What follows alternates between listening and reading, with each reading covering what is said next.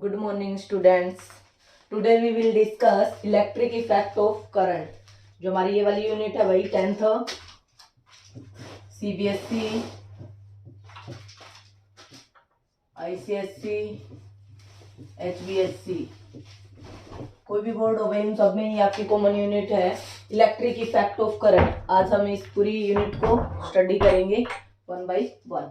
First topic हमारा इसमें electric charge.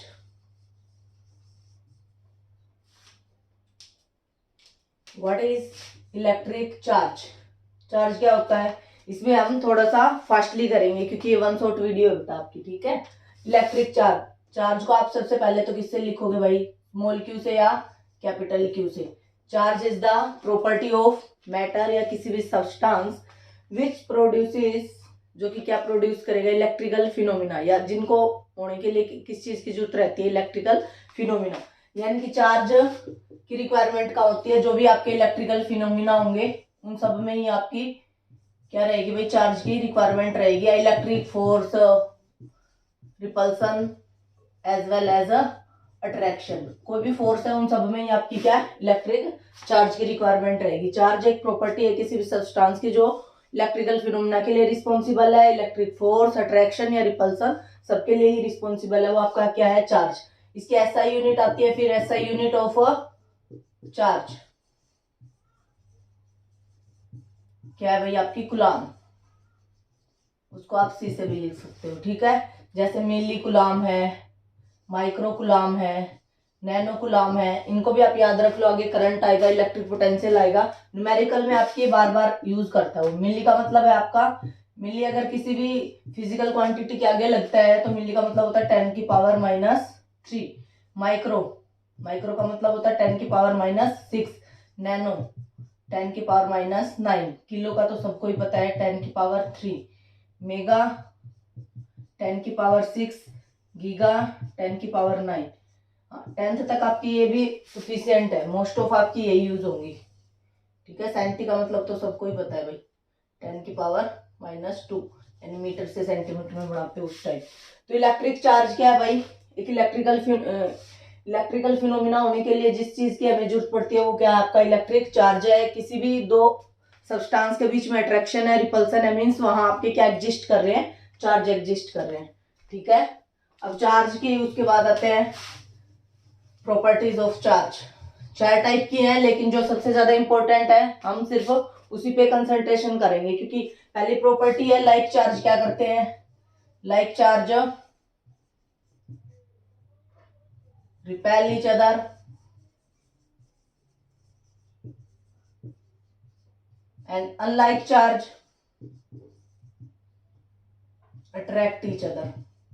यानी कि एक जैसे चार्ज होंगे, दोनों पॉजिटिव भी हो सकते हैं, एक पॉजिटिव दूसरा नेगेटिव। पॉजिटिव पॉजिटिव क्या करेंगे? एक दूसरे को रिपेल करेंगे, और अपोजिट क्या करेंगे? एक दूसरे को अट्रैक्ट करेंगे।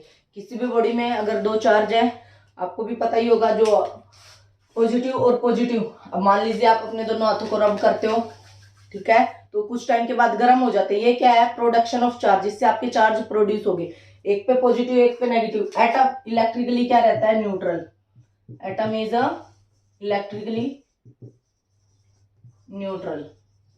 एटम पे खुद पे कोई चार्ज, क्योंकि जितने नंबर ऑफ इलेक्ट्रॉन होते हैं या प्रोटॉन होते हैं, जितने पॉजिटिव चार्ज होंगे उतने ही नेगेटिव मिलेंगे। तो ओवरऑल कोई भी सब्सटेंस या कुछ भी क्या होता है? आपका न्यूट्रल रहता है, ठीक है। सेम नंबर ऑफ इलेक्ट्रॉन या सेम नंबर ऑफ प्रोटॉन, जितने पॉजिटिव चार्ज है उतने ही आपके क्या रहेंगे? नेगेटिव चार्ज रहेंगे। ये आपकी फर्स्ट प्रॉपर्टी थी, ठीक है। सेकंड है आपकी charge is conserved. Charge is conserved, conserved means total charge किसी भी आइसोलेटेड सिस्टम में, कोई भी आइसोलेटेड सिस्टम है, टोटल चार्ज रिमेन सेम। जैसे कोई रिएक्शन थी A+B, वो किस में कन्वर्ट होगी? C+D में। तो मान लीजिए यहाँ 12 कूलाम था, यहाँ आपका 13 कूलाम था, टोटल कितने हो गए? 25 कूलाम। तो यहाँ मान लीजिए आपका 10 कूलाम है, तो बताओ what about the charge on D? D के ऊपर चार्ज कितना होगा? यहाँ टोटल 25 है, तो कितना होगा भाई? 15 कूलाम। तभी तो यहाँ भी टोटल कितना हो जाएगा? 25। टोटल में क्या रहेगा? सेम रहेगा, आपस में ट्रांसफर हो सकता है, ठीक है। इसलिए चार्ज इज ऑलवेज कंजर्व्ड, ठीक है। और चार्ज कैसी क्वांटिटी है, स्केलर क्वांटिटी है, तो इजीली या अलजेब्रिकली आपकी क्या हो जाएगी, ऐड हो जाएगी, वेक्टर की इसमें जरूरत ही नहीं पड़ती। Charge is scalar quantity, scalar quantity है, दैट्स व्हाई अलजेब्रिकली, जैसे आप अलजेब्रा में ऐड करते हो 2 + 3 5, 2 - 3 -1 लिखते हो, ऐसे ही अगर इसके साथ गुलाम लगा दूं मैं तब भी क्या रहेगी आपकी ये, तो -1 गुलाम। तो जैसे आप मैथ में प्लस माइनस करते हो वैसे ही इसमें सिंपली ऐड हो जाएगी। जो फोर्थ है वेरी इंपॉर्टेंट, जहां से क्वेश्चन बनता है भाई हर बोर्ड में, ठीक है, क्वांटाइजेशन ऑफ चार्ज।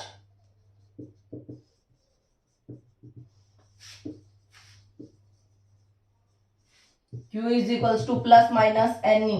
जब आप न्यूमेरिकल सोल्व करो तो आप इसको यहां से हटा भी सकते हो। Q is equals to NE। N क्या है भाई, number of electron, proton, molecules या फिर एटम्स, कुछ भी वर्ड यूज करें। Q क्या है, एनी चार्ज, कोई भी चार्ज। E क्या है, चार्ज ऑन इलेक्ट्रॉन, जो आपको याद भी रखना है कितना होता है इलेक्ट्रॉन पे चार्ज, -1.6 10⁻⁻19 कूलम, और प्रोटॉन पे प्लस हो जाता है बस यहाँ 1.6 10⁻⁻19 कूलम। ये आपको एग्जाम में नहीं गिवन होगा, आपको ये याद होना चाहिए, चार्ज ऑन इलेक्ट्रॉन और प्रोटॉन। तो भी तो दो टाइप के चार्ज हैं, या तो पॉजिटिव होते हैं या तो नेगेटिव होते हैं, ठीक है। Positive means proton, negative means electron. और कितना चार्ज होता है, जैसे अब मैं यहाँ से क्वेश्चन कैसे बनता है भाई, क्वेश्चन बनेगा कि 1 कूलम चार्ज में से कितने नंबर ऑफ एटम्स रिलीज होंगे, या कितने नंबर ऑफ मॉलिक्यूल्स होंगे, या कितने नंबर ऑफ इलेक्ट्रॉन्स होंगे, कितने नंबर ऑफ प्रोटॉन होंगे। इसका मतलब नंबर आते ही आप समझ जाओ एन की वैल्यू निकालनी है। तो यहाँ से एन की वैल्यू निकालोगे, एन को इधर ही रखो, ई को इधर ले आओ, Q/E। तो N is equals to Q/E। Q कितना है भाई, 1 कूलम, और E की वैल्यू कितनी है 1.6 10⁻⁻19। नीचे अगर माइनस है ऊपर जाएगा क्या हो जाएगा, प्लस का पावर 1/, इस पॉइंट को हटाएंगे तो इधर 10/16। बस सोल्व कर लेना। एन नंबर ऑफ एटम्स पूछा है तो एटम्स लगा दो, मॉलिक्यूल्स का है तो मॉलिक्यूल्स, इलेक्ट्रॉन का है या प्रोटॉन का है, जो भी वर्ड का है उसमें वही लगा दो, ठीक है। तो यहाँ से क्वेश्चन बनता है, या तो एन की वैल्यू दे देगा, क्यू की पूछ लेगा, क्यू की वैल्यू दे देगा, एन की वैल्यू पूछ लेगा, ठीक है। वेरी इंपॉर्टेंट फॉर्मूला, इसको आप लोग अंडरलाइन कर सकते हो। अब तक सिर्फ एक ही फॉर्मूला है जो आपका इंपॉर्टेंट है, क्योंकि इस यूनिट से आपका न्यूमेरिकल पोर्शन ज्यादा पूछा जाएगा। कंसेप्ट अगर आपको याद है और फॉर्मूला आपको अप्लाई करना आ रहा है तो आपकी ये वाली यूनिट बिल्कुल अच्छे से हो जाएगी भाई, ठीक है। सेकंड नंबर पे आता है इलेक्ट्रिक करंट। इलेक्ट्रिक वर्ड तो हर के साथ ही लगेगा, क्योंकि इलेक्ट्रिक इफेक्ट ऑफ करंट देख रहे हैं, करंट के कहाँ का इलेक्ट्रिक इफेक्ट है आपके। तो इलेक्ट्रिक करंट, अब हर जगह करंट ना लिख के करंट की रिप्रेजेंटेशन क्या है, आई। ना तो इसको आई को ऐसे बनाना है ना ऐसे बनाना है, ठीक है। ये इसलिए नहीं बनाना क्योंकि ये इंटरनल करंट को रिप्रेजेंट कर रहा है, ये आई इंग्लिश में मैं को रिप्रेजेंट करता है, तो ये इसका सिंबल है भाई, ऐसे करके ही बनाना है आप लोगों को, ठीक है। ये करंट, इलेक्ट्रिक करंट क्या होता है, rate of flow of charge.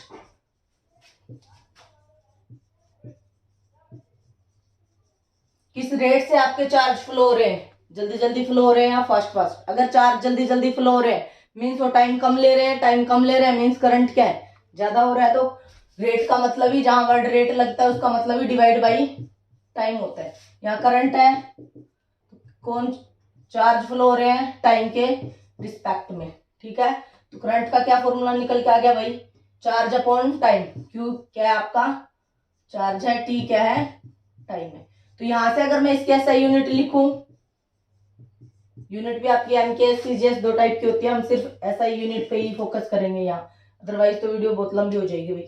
Charge की क्या यूनिट होती है कूलम, टाइम की भाई सेकंड। तो क्या बन गया कूलम पर सेकंड, ऐसे लिखो। या फिर कंसेप्ट किसने दिया था, इलेक्ट्रिक करंट का एम्पियर नाम के साइंटिस्ट ने, इसलिए इसकी यूनिट एम्पियर लिख दो, पूरा ना लिख के ए से भी आप लोग लिख सकते हो, ठीक है। अब बात आती है इलेक्ट्रिक करंट तो आ गया, चार्ज भी आ गया। अब इलेक्ट्रिक करंट को मेजर करने के लिए कोई ना कोई इंस्ट्रूमेंट भी आया होगा, हाँ, तो उसका नाम क्या है हमारा एमीटर। नाम से ही है, किसी के लास्ट में मीटर लगता है, जैसे सोप है, सोप कीपर है, ऐसे ही। तो एमीटर, एम्पियर को मेजर करने वाला एमीटर। एमीटर क्या है, is an low resistance device. यहाँ से 3 क्वेश्चन बनते हैं, रेजिस्टेंस कितना होता है एमीटर का, कनेक्ट कैसे होता है और क्या काम आता है, ठीक है। तो तीनों का ही हम एक में रिप्लाई कर देंगे। एमीटर क्या है, ammeter is a low resistance device, resistance very low होता है, which is always connected, connect कैसे होता है ये, जब आप सर्किट डायग्राम बनाओगे ना तब आपका यूज होगा, which is connected always in series. दो टाइप के कॉम्बिनेशन पढ़ेंगे अभी हम, अब तो लास्ट चल रहा है, सबने पढ़ भी लिए होंगे, ठीक है ना, 10th का अब तो बोर्ड के एग्जाम स्टार्ट होने वाले हैं भाई, ठीक है। Which is always connected in series, जो हमेशा किस में कनेक्ट होगा, सीरीज में, और काम क्या आएगा, टू डिटरमाइन या टू मेजर, क्या मेजर करेगा, electric current in the circuit. Completely नहीं लिख रही मैं, मतलब जो बोल रही हूं उसको आप दोबारा बैक करके भी देख सकते हो। एमीटर क्या है, ammeter is a low resistance device always connected in series and to measure electric current in the circuit. और करंट क्या है, charge upon time, rate of flow of charge लिखो या चार्ज पर यूनिट टाइम, उसी को क्या बोलोगे आप लोग, इलेक्ट्रिक करंट। अब इस पे क्वेश्चन कैसे बनेगा, एक एक फॉर्मूला करवाती जाऊंगी और एक एक दो क्वेश्चन बताती जाऊंगी कि कौन सा कैसे बन रहा है, ठीक है। आप इतना भी कर लोगे मच मोर सफिशियंट है भाई, इससे बाहर कुछ भी नहीं आएगा बोर्ड एग्जाम में, ठीक है। फॉर्मूला आया हमारा अब तक, Q is equals to plus minus N E, N number से रिप्रेजेंट हो जाएगा, कोई गुलाम लगा होगा, मीन्स यूनिट से पहचान करनी है कि क्या गिवन है, ठीक है ना। I is equals to Q by T, charge upon time.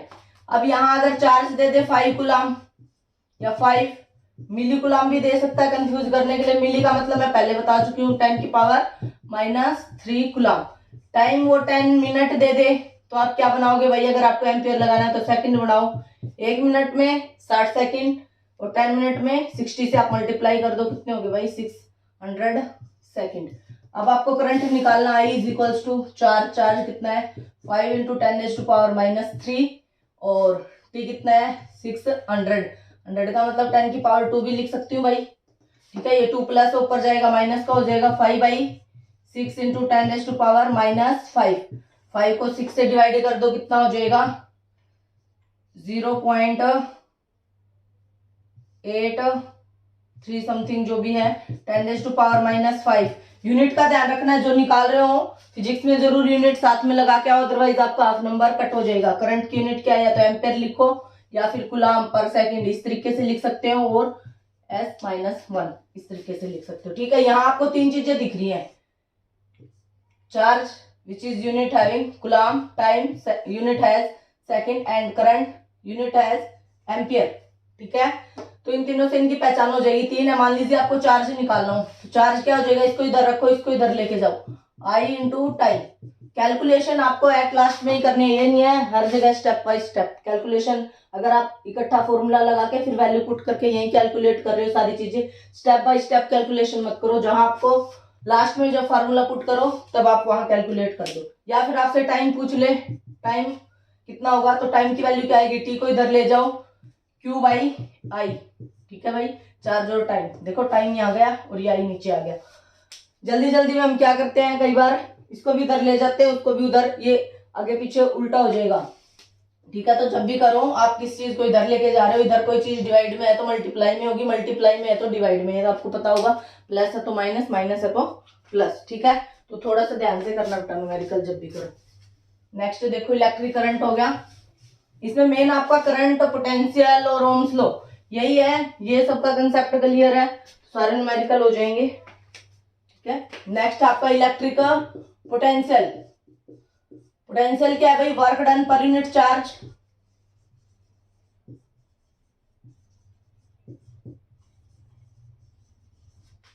इसको V से लिखेंगे, representation is V, work done per unit charge.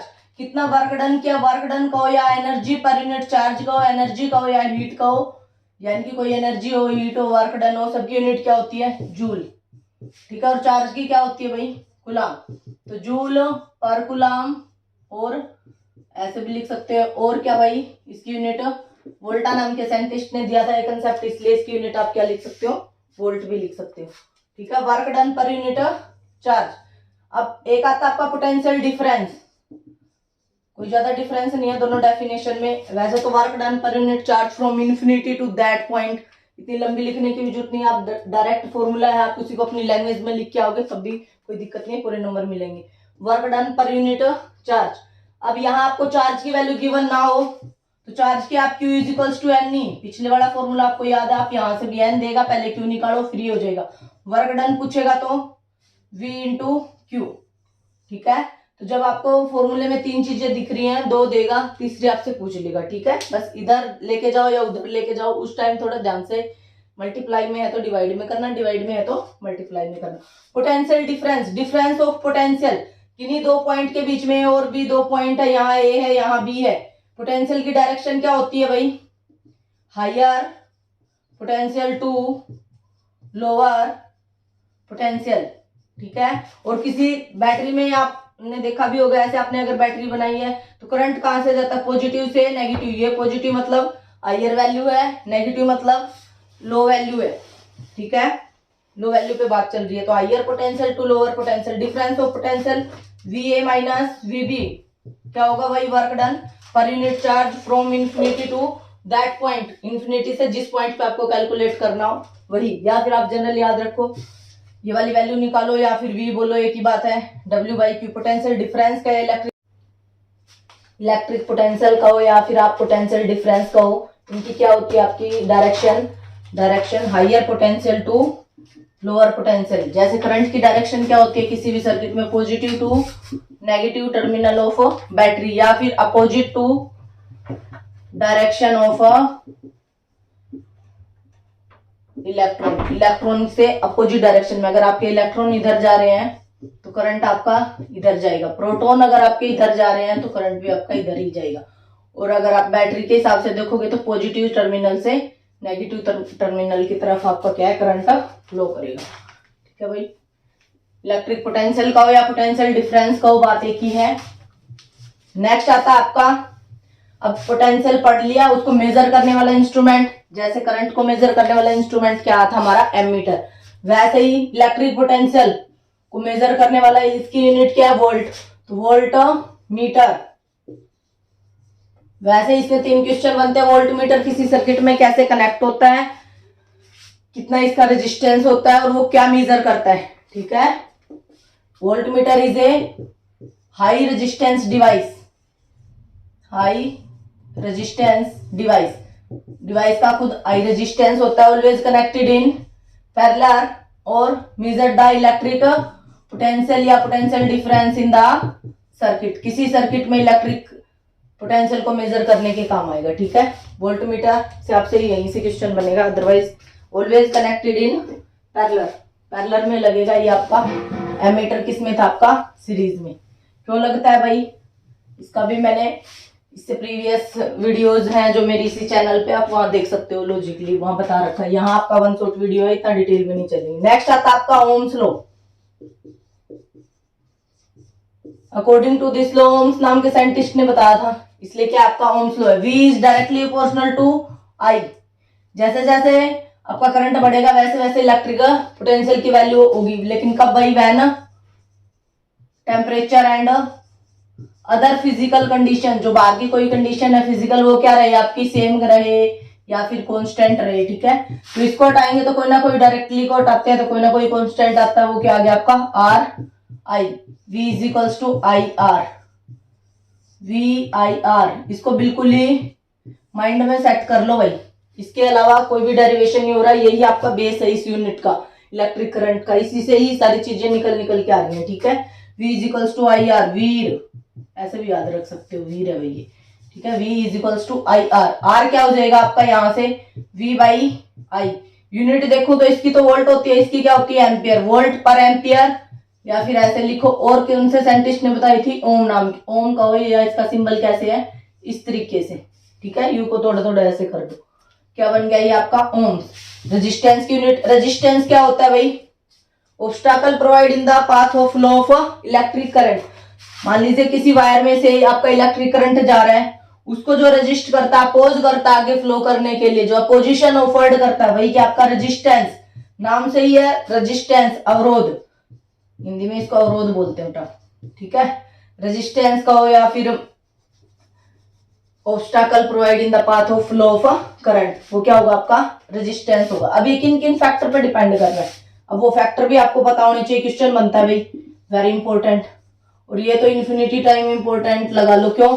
इसमें से तो ओम्स लॉ में से तो क्वेश्चन बनेगा ही बनेगा। कैसे बनेगा? स्टेटमेंट ना भी पूछी जाए, फॉर्मूला यूज करेगा। न्यूमेरिकल में 3 चीजें हैं, 2 दे देगा, 1 पूछ लेगा। और दूसरा क्वेश्चन किस टाइप का बनता है ओम्स लॉ पे, अभी देख लो ये वाला भी साथ साथ ही। V is equals to I R. ठीक है, ग्राफ कैसा आएगा भाई? स्ट्रेट लाइन, क्योंकि कोई चीज डायरेक्टली होती है तो ग्राफ आपका हमेशा स्ट्रेट लाइन आता है। कोई हार्ड एंड फास्ट रूल नहीं है, इधर आप आई लिख दो, इधर वी लिख दो, या इधर वी लिख दो, इधर आई लिख दो। ठीक है, graph is always straight line. और ये जो ग्राफ है ये क्या देगा आपका? रेजिस्टेंस।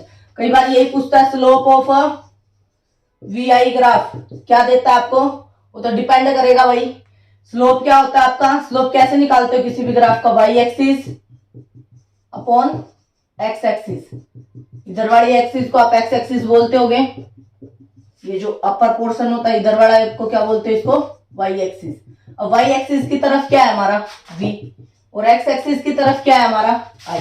वी बाई आई क्या दे रहा है? वी बाई आई रेजिस्टेंस, तो ये रेजिस्टेंस देगा। Slope of V I graph, वो अगर आपको ग्राफ बना के दे रहा है तब आपको तब आप देखोगे कि वी, क्या पता वो आई इधर लिख दे और वी इधर लिख दे, फिर क्या हो जाएगा भाई? आई बाई वी। तो ये क्या होता है? 1/r। 1/r मतलब रेजिस्टेंस का उल्टा ही क्या होता है? कंडक्टेंस, जिसे लिखेंगे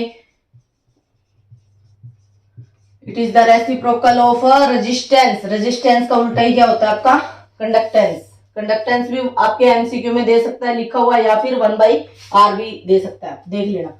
ठीक है, एक स्लोप का क्वेश्चन बनता है, या फिर इधर ये वैल्यू देगा। फर्स्ट क्वेश्चन ये मैंने बता दिया डेफिनेशन। दूसरा क्वेश्चन इसके फॉर्मूले के ऊपर बेस्ड न्यूमेरिकल। यूनिट से पहचान करोगे, वोल्ट गिवन होगी, वी गिवन है, एम्पियर मतलब करंट गिवन है, रेजिस्टेंस ओम मतलब ओम के आगे मिली ओम भी लगा सकता है, माइक्रो ओम या मेगा गीगा, जो भी वर्ड मैंने स्टार्टिंग में बताए थे आपको, वो 3-4 क्वांटिटी वो आप याद कर लेना। ठीक है, यहाँ आपका आई है, यहाँ आपका वी है। पेपर में जब भी आपका ग्राफ प्लॉट करना है, draw the graph between according to Ohm's law. ठीक है, स्ट्रेट लाइन आ रहा है तो यहाँ आप आई लिखो, वी लिखो, कंफ्यूज होने की जरूरत नहीं है, कोई भी एक साइड लिख सकते हो। ठीक है, लेकिन लिख के जरूर आना, बिना लिख के ऐसे प्लॉट करके नहीं आ जाना किसकी किसके बीच में ग्राफ है। ग्राफ जब भी बनाओगे तो दोनों साइड आपको वैल्यूज लिखी होनी चाहिए। ठीक है भाई, अब यहाँ मान लीजिए 5 है, 10, 15, यहाँ एम्पियर है, current in ampere, volt, voltage in milliampere, millivolt. अगर उसने यहाँ देखना ध्यान से, मिली वोल्ट लिख रखा है या खाली वोल्ट लिख रखा है, माइक्रो वोल्ट लिख रखा है। मान लीजिए मैंने मिली वोल्ट लिख दिया, थोड़ा ज्यादा ले लेती हूँ। ठीक है, यहाँ अब मान लीजिए आपको यहाँ है 10, 20, ये आपका 30। यहाँ किसी इस पॉइंट पे, ए पॉइंट पे या कहीं ना कहीं और बी पॉइंट पे, सी, कहीं भी पॉइंट दे देगा, कहेगा find the value of resistance at point A. R की वैल्यू बतानी है एट पॉइंट ए, तो कुछ नहीं करना, ए के सामने देखो कितनी वैल्यू है, यहाँ कितनी है भाई? करंट कितना है? 10 एम्पियर है। और ये देखो, ये 15 था, 16, 17 के लगभग है। ठीक है, ये हाफ 10 और 20 के बीच यहाँ क्या है? 15 है, और 15 से थोड़ा सा ऊपर है, 18 से थोड़ा नीचे है, जो भी आप वहां आपको बाकायदा लिखा मिलेगा वहां। V इज इक्वल्स टू मान लीजिए भाई 18 मिली एम्पियर, मिली वोल्ट।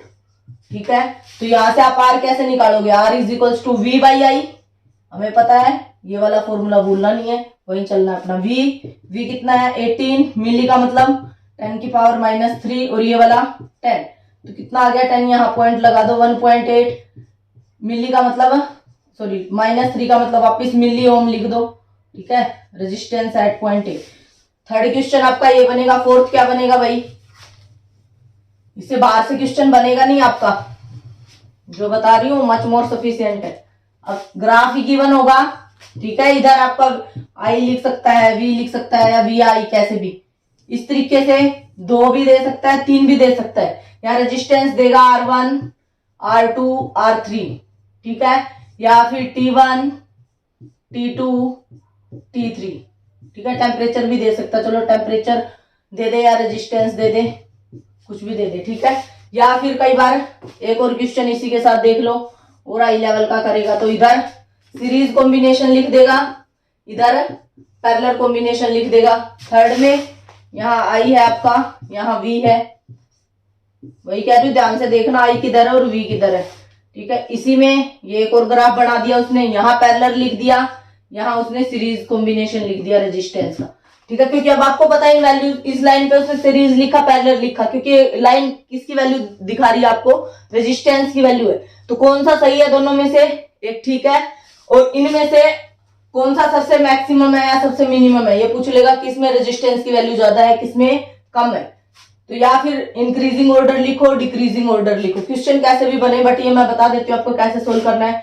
इस टाइप के क्वेश्चन में या तो आप ओरिजेंटली कोई एक लाइन ड्रॉ कर लो, या वर्टिकली कोई एक लाइन ड्रॉ, किसी एक को कांस्टेंट कर लो, या तो आई को कांस्टेंट कर दो या तो वी को कांस्टेंट कर दो। ये देखो मैंने एक लाइन ड्रॉ कर ली भाई, एक लाइन ड्रॉ।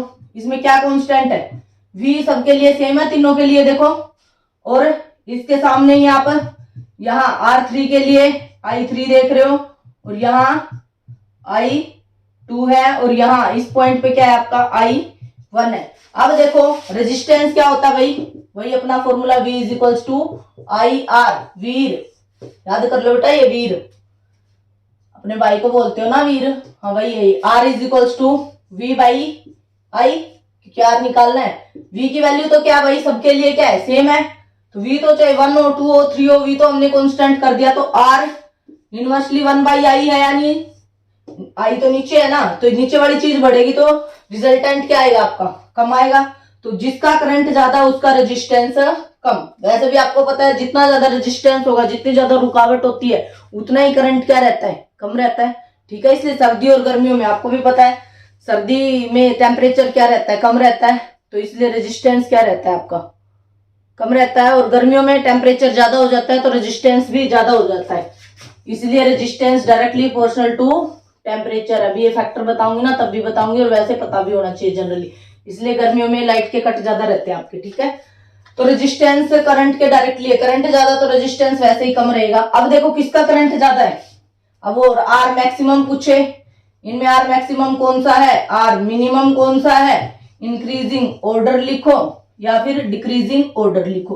क्वेश्चन 4 है, क्वेश्चन का टाइप कुछ भी हो सकता है, बट आपको आंसर सिर्फ और सिर्फ ओम्स लॉ अप्लाई करके देने। एप्लीकेशंस के क्वेश्चन आएंगे ना तो इस तरीके से ही आएंगे, ये नहीं है जस्ट ओम्स लॉ पढ़ लिया, V directly proportional to I, V is equals to IR, temperature और अदर कंडीशन सेम रहेंगी, ग्राफ स्ट्रेट लाइन आएगा। स्ट्रेट क्वेश्चन नहीं पूछती CBSE, application based understanding based ज्यादा पूछते हैं, तो इसकी अंडरस्टैंडिंग आपको होनी चाहिए भाई। अब देखो यहाँ आर मैक्सिमम की वैल्यू बताओ, इन तीनों में से सबसे ज्यादा कौन है। अब करंट देखो, करंट जिसका सबसे ज्यादा उसका ही रेजिस्टेंस सबसे कम, पहले कम वाला देख रहे हैं, तो अब देखो करंट किसका सबसे ज्यादा है, इसका या इसका, इधर वैल्यू जा रहे हो तो करंट बढ़ रहा है ना। I1 है आपका, I1 क्या है आपका R1 के लिए है, तो करंट किसका ज्यादा है भाई, R1 के लिए करंट ज्यादा है सबसे, तो रेजिस्टेंस क्या होगा सबसे कम, R1 के लिए रेजिस्टेंस सबसे कम, और I3 के लिए करंट सबसे कम है, मीन्स रेजिस्टेंस सबसे ज्यादा है। तो सबसे ज्यादा रेजिस्टेंस किसका आ गया, R3 का, तो क्या लिखूंगी, R3 greater than R2 greater than R1, ये वाला रेजिस्टेंस है। रेजिस्टेंस और टेम्परेचर तो एक दूसरे के डायरेक्टली है, तो T3 greater than T2 greater than T1, कम पूछे ज्यादा पूछे, सबसे ज्यादा R3 का, सबसे कम R1 का। अब जरूरी नहीं है ये रट लिया कि मैडम ने करवाया था, यहाँ वो आपको R3 R2 R1 दे दे, या फिर A point B point C point A B C लिख दे, कुछ लिखे ही ना, ऐसे लिख दे भाई A B C। बताओ तीनों A के लिए ग्राफ है, B के लिए C के लिए, किसके लिए रेजिस्टेंस सबसे कम होगा, सबसे कम किसके लिए होगा, क्योंकि V की वैल्यू हमने कांस्टेंट रख रखी है। अब दूसरे तरीके से देख लो, कोई सोचे कि हम तो ओरिजेंटल कांस्टेंट नहीं रखेंगे, हम तो V को कांस्टेंट नहीं रखेंगे, हम तो I को कांस्टेंट रखेंगे, भाई रख दो तब भी कोई दिक्कत नहीं है। ठीक है, ऐसे लाइन ड्रॉ कर दी, इस तरीके से करंट सबके लिए एक ही रह गया, इधर आई। ठीक है, अब देखो सामने क्या देखोगे, अब V देखोगे, उसी पॉइंट के सामने V देखोगे, A के लिए VA VB और VC। अब बोलो रेजिस्टेंस ही पूछ रहा है ABC, ये ग्राफ तो रेजिस्टेंस का ही है, R is equals to V by I, ये पढ़ा। अब देखो करंट तो कांस्टेंट है, V के साथ देखेंगे और V इसके साथ क्या है, ये भी ऊपर ये भी ऊपर, R is directly proportional to V, जिसकी V सबसे ज्यादा उसका रेजिस्टेंस भी सबसे ज्यादा। V किसकी है सबसे ज्यादा, बोलो इसी की है, VC की, तो यानी कि C का मतलब R3 बोल दो, ये इधर हमने R3 लिख रखा था, यहाँ R2 लिख रखा था, यहाँ R1 लिख रखा था, तो वही रिजल्ट आ गया नहीं आ गया।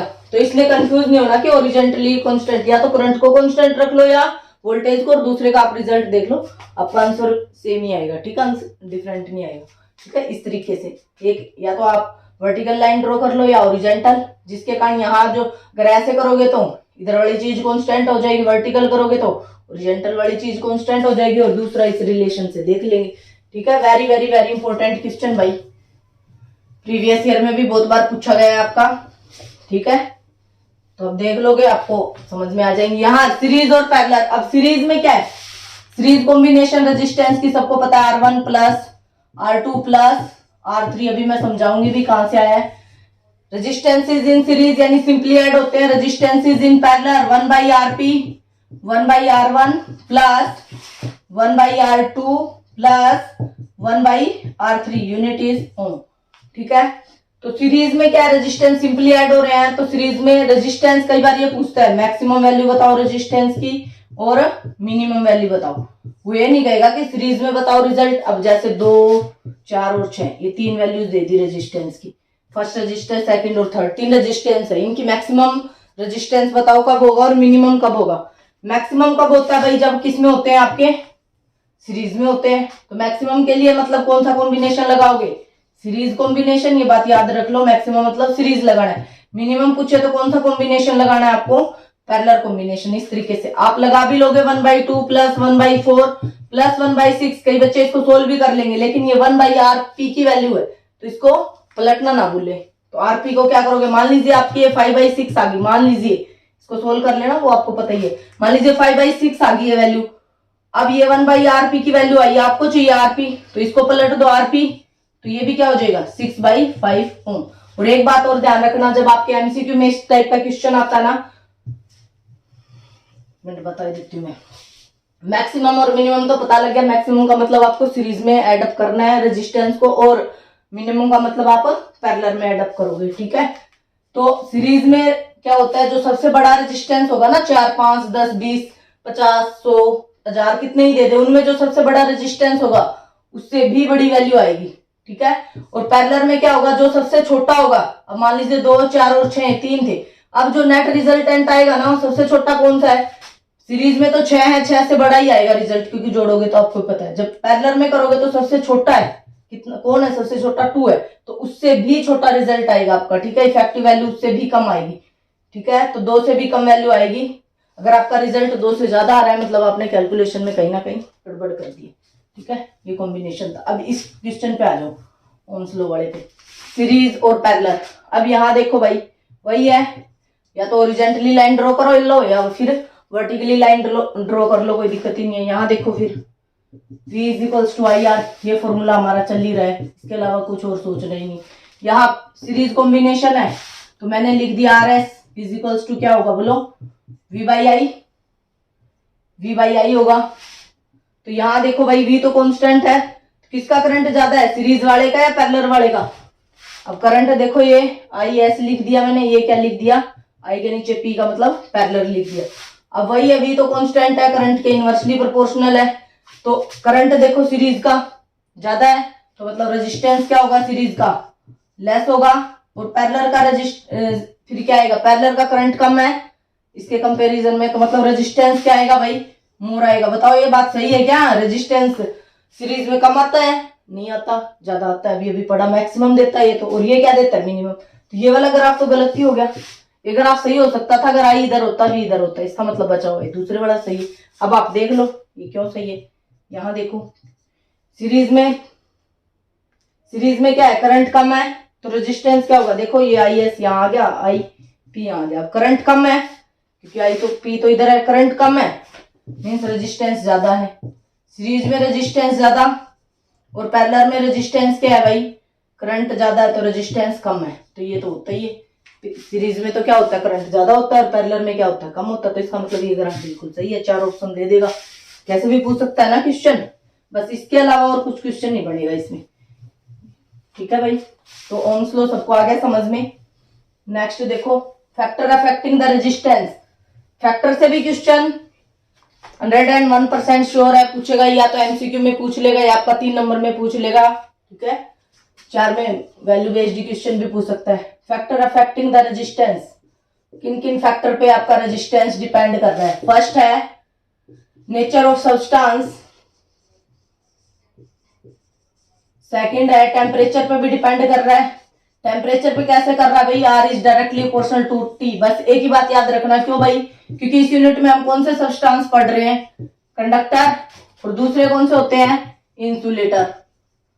ये लो दोनों के बारे में पता होना चाहिए। कंडक्टर क्या होते हैं, आर दो substances in which electricity can pass easily, जिनमें से इलेक्ट्रिसिटी इजिली पास हो जाती है। इंसुलेटर कौन से होते हैं, जिनमें से इलेक्ट्रिसिटी इजिली पास नहीं होती है। तो स्मॉल छोटे बच्चे भी बता सकते हैं, या फिर इजिली पास हो जाएगी इलेक्ट्रिसिटी। कौन कौन से है भाई, कॉपर है, एल्यूमिनियम है, सिल्वर है, और इंसुलेटर में रबर है, आपका क्या है दूसरा प्लास्टिक है, ये सारे ही क्या है, वुड है, इंसुलेटर मटेरियल है। और क्या है, इजिली पास हो रही है, मतलब करंट क्या होगा, मैक्सिमम होगा कंडक्टर में, इनमें क्या होगा, मिनिमम होगा, करंट होगा ही नहीं, ना के बराबर ही। रेजिस्टेंस क्या होगा, इनमें लेस होगा, इनमें क्या होगा, ज्यादा होगा। करंट ज्यादा है तो कंडक्टिविटी नहीं, रजिस्टिविटी है आपके सिलेबस में, तो आप सिर्फ रजिस्टिविटी याद रखो। रजिस्टिविटी क्या, करंट ज्यादा तो रजिस्टिविटी क्या है भाई, मिनिमम।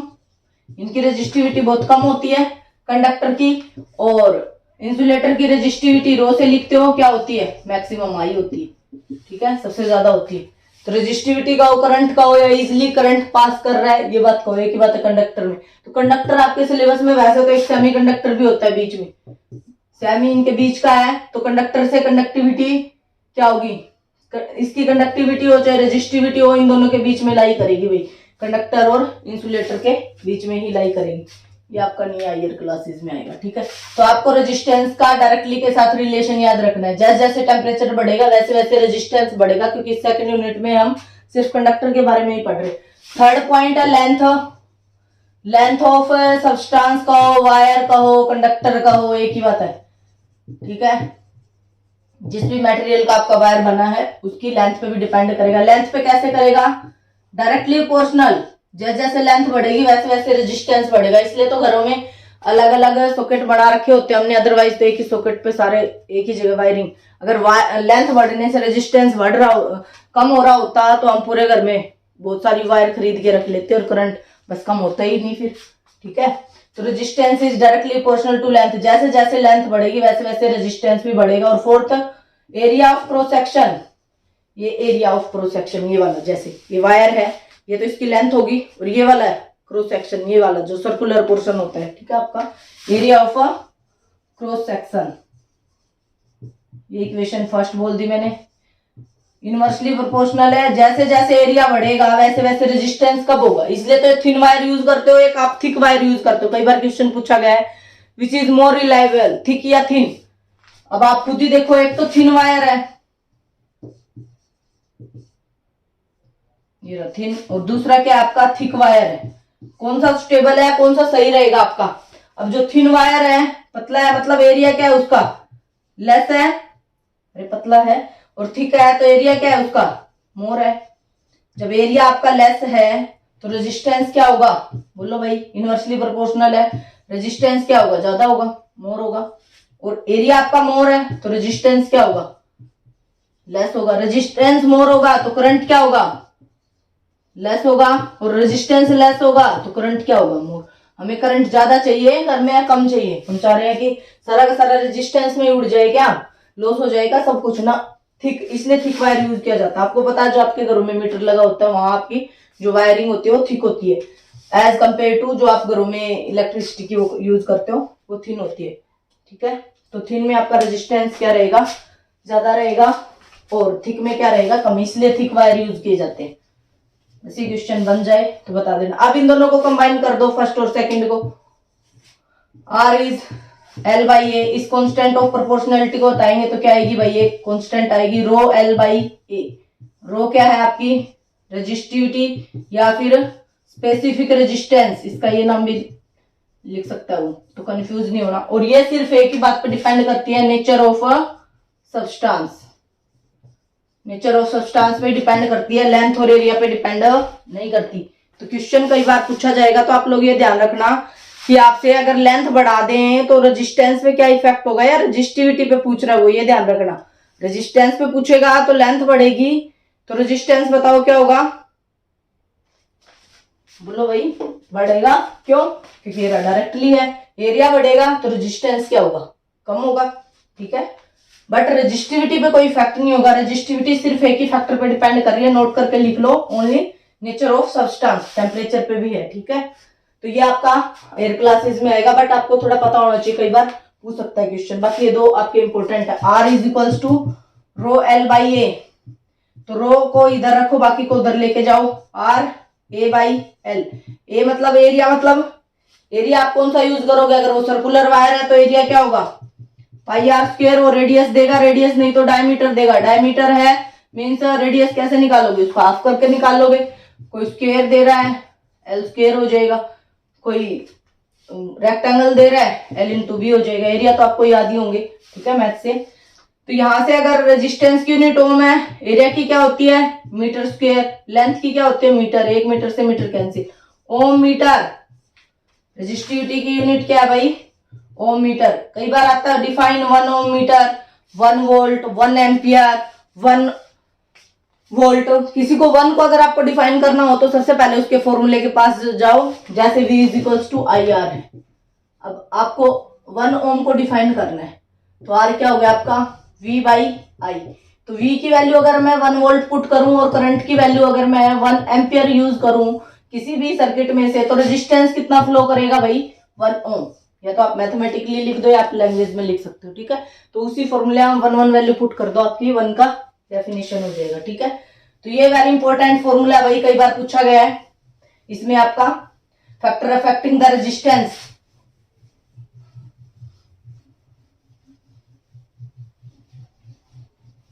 इस फॉर्मूले के ऊपर बेस्ड न्यूमेरिकल कैसे आएंगे? R is equals to rho l by a. अब आपको यहाँ 4 चीजें दिख रही होंगी, 1 2 3 4, तो 4 में से 3 दे देगा, चौथी पूछेगा। अब जैसे ही मैं पूछू लेंथ, मैं कहूँ कोई वायर है जिसका डायमीटर है 1 मीटर और रेजिस्टेंस है 100 ओम और इसकी रेजिस्टिविटी है 120 ohm metre. Find out the length of the wire. L निकालना है तो आप झट से ही ये फॉर्मूला आपके दिमाग में आ जाना चाहिए। तो एल की वैल्यू, एल को इधर रखो, बाकी को उधर लेके जाओ, क्या ही हो जाएगी बताओ? आर तो इधर आई, ये डिवाइड में इधर आके क्या हो जाएगा? इंटू में, और रो इंटू में उधर जाके डिवाइड में, तीनों की वैल्यू पुट। और लेंथ की यूनिट क्या होती है? मीटर लगा दोगे, निकल जाएगा। ऐसे कोई भी 4 चीजों में से 3 देगा आपको, पूछ लेगा, आप निकाल सकते हो। लेकिन दूसरा फर्स्ट टाइप के क्वेश्चन तो ये होगा। सेकंड टाइप का क्वेश्चन किस तरीके से बनता है आपका?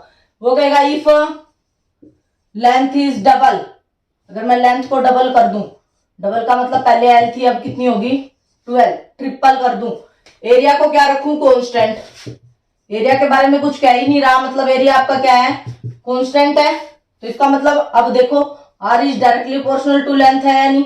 अगर लेंथ डबल हुई है तो रेजिस्टेंस भी क्या हो जाएगा भाई? डबल हो जाएगा। ये कहेगा कि पहले लेंथ एल थी और उसका रेजिस्टेंस आपका 10 ओम था। अब लेंथ मान लीजिए पहले उसकी 5 मीटर थी, अब उसने लेंथ को 10 मीटर कर दिया। अब बताओ रेजिस्टेंस कितना होगा? तो पूरा सोल्व नहीं करना, लेंथ को क्या किया है? डबल किया है, तो रेजिस्टेंस को भी क्या कर दो? डबल। एरिया के साथ तो कुछ हुआ ही नहीं, पहले इसकी वैल्यू निकालो फिर उसको उससे डिवाइड करो। ये तो प्रोसीजर है, बट आप लोग देखो कि डबल हो जाएगा क्योंकि लेंथ के डायरेक्टली है। तो रेजिस्टेंस 10 इंटू 10 ओम है इंटू 2, कितना हो जाएगा भाई? 20 ओम। जब एरिया को आप कांस्टेंट कर रहे हो, या फिर वो लेंथ को कांस्टेंट कर दे, एरिया को क्या कर दे? हाफ कर दे, 1/3 कर दे, डबल कर दे, ठीक है, ट्रिपल कर दे, कुछ भी कर सकता है। पेपर में देगा कि डबल करेंगे या ट्रिपल, या फिर लेंथ को हाफ, एरिया को डबल, लेंथ को ट्रिपल, एरिया को 1/3, कैसे भी गए तो आप फॉर्मूले में पुट कर देना बेटा। पहले तो ये है equation first. Second, according to question इस तरीके से लिखना, लेंथ को वो डबल कर रहा है, एरिया को वो हाफ कर रहा है, a/2। तो L की जगह 2L पुट कर दो, एरिया की जगह a/2। तो जो न्यू रेजिस्टेंस आएगा R न्यू, वो क्या होगा भाई? रो तो रेजिस्टिविटी तो वही है क्योंकि नेचर ऑफ सब्सटेंस है, उसने सब्सटेंस चेंज किया ही नहीं है, लेंथ और एरिया के साथ चेंजमेंट चल रही है तो रो ही रहेगी। L कितना हो गया? 2L। एरिया एक ही जगह कितना आएगा भाई? a/2। ये 2 कहां चला जाएगा आपका? ऊपर चला गया। 2 इंटू 2 4 टाइम्स रो L/a। और अगर पुराने वाला रेजिस्टेंस गिवन है, पहले 10 ओम था, 20 ओम था, तो अभी क्या हो जाएगा? 4 इंटू 10, कितना आ गया भाई? 40 ओम। ये आपका R न्यू आ जाएगा। इस तरीके से पूछेगा, ठीक है। और कई बार कहेगा कि बाई एडिंग या बाई स्ट्रेचिंग और हाई लेवल का पूछेगा तो इसमें क्या पूछ सकता है आप देखो।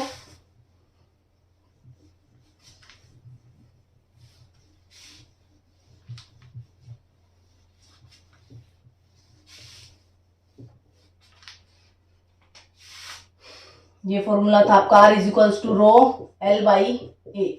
अगर वो बाई एडिंग ये कहे कि कोई वायर है जिसकी लेंथ L है, उसमें सेम लेंथ का वायर आपने ऐड कर दिया 5 टाइम्स, यानी कि L को उसने कितना कर दिया भाई 5L कर दिया, लेंथ को बाई एडिंग। मान लीजिए पहले ये L लेंथ की रोड थी, उसमें उतनी ही 5 टाइम्स कर दिया इसका, यानी कि 5L कर दी, देख लेना भाई, ठीक है। ये 5L कर दी, तो अब क्या रेजिस्टेंस पे सेम एडिंग कर रहा है एरिया के साथ, तो उसने कुछ किया ही नहीं, तो R is directly proportional to L है, ये 5L हो गया, तो यहाँ 5L पुट करो।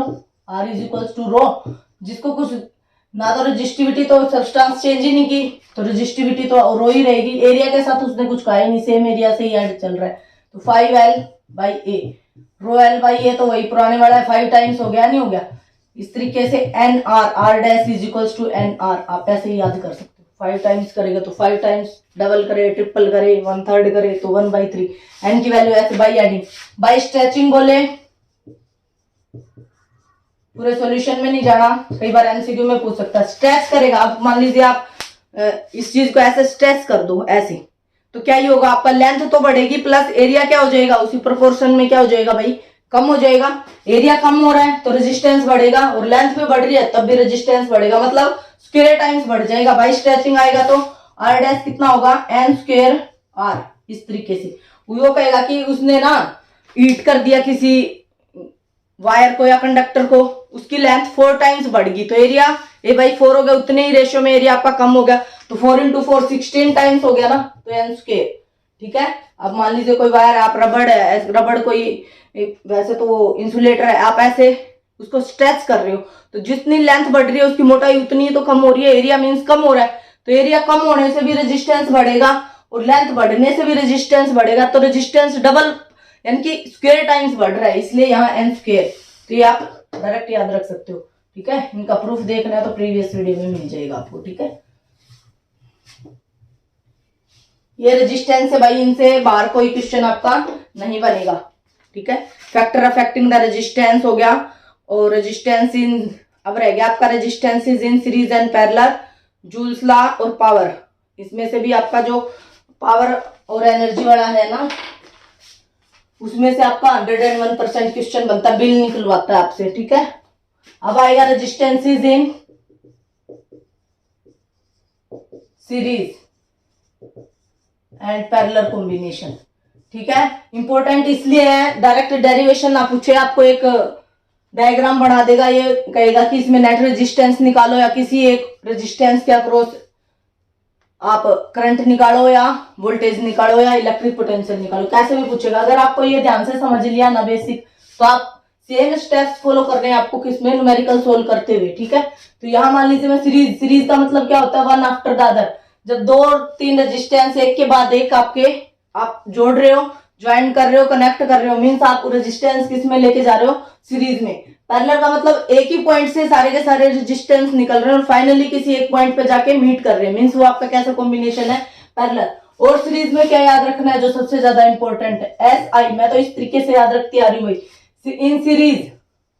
इन सीरीज क्या होगा, करंट सेम, ये देखो ऐसे सीरीज ऐसे सेम, कौन भाई, करंट SI, इस तरीके से बस एक का याद कर लिया, दूसरे का ऑटोमेटिक हो गया।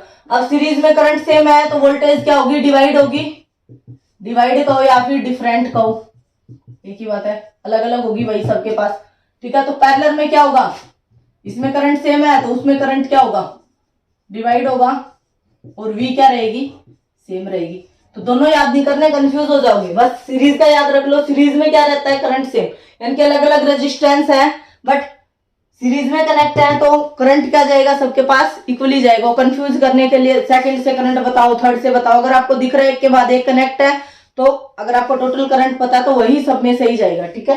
कैसे जाएगा वो भी मैं समझा दूंगी, ठीक है। V डिवाइड होगा, और इसमें जो चीज डिवाइड होती है ना बस उसी की वैल्यू निकाली जाती है, किससे, हमारा वही पुराना formula V is equals to IR, वीर वाला, ठीक है। इसी का यूज करेंगे, सारा डेरिवेशन हो जाएगा। अब सीरीज देखो कैसे जुड़ते हैं।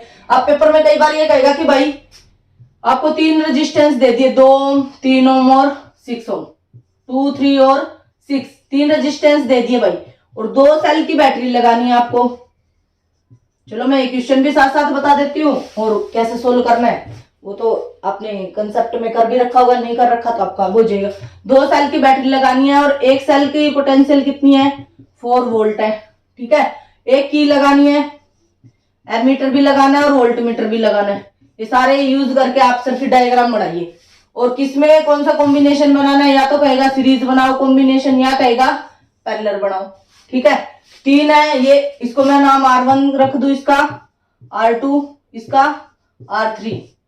हमने इससे जनरल से कर रखा है, वो वैल्यू भी दे सकता है। तो पेपर में अगर वो कहे सीरीज में, सीरीज का मतलब एक के बाद एक, रेजिस्टेंस का सिंबल क्या होता है भाई, इस तरीके से होता है। और बैटरी का ये रहा कैपिटल स्मॉल, ये बड़ा डंडा है, ये छोटा डंडा। बड़े वाले को पॉजिटिव बोलते हैं और छोटे वाले को बेटा नेगेटिव, जस्ट रिप्रेजेंटेशन है आपकी, ठीक है।